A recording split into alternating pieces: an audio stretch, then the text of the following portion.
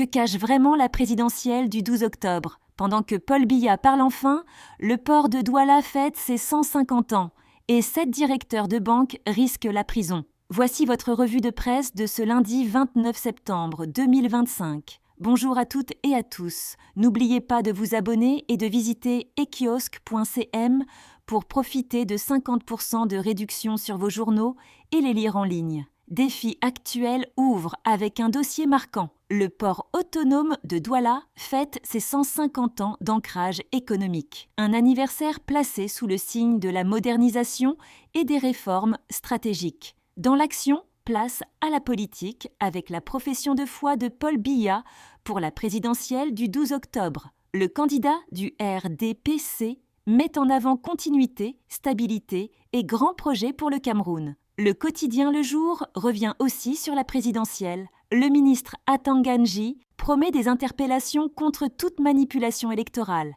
Cameroun Tribune propose un exclusif. Paul Biya parle.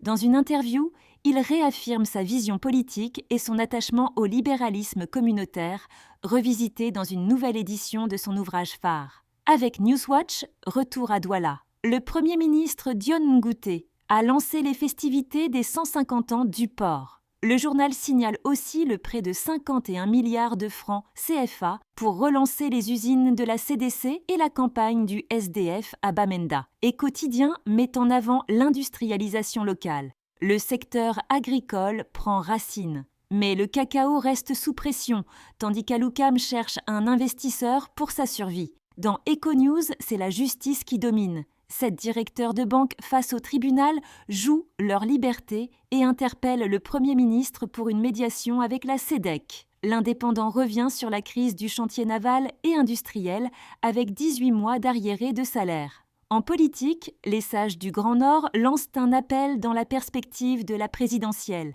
Enfin, The Guardian Post titre sur le lancement 24 heures sur 24 de PRC TV, la télévision de la présidence.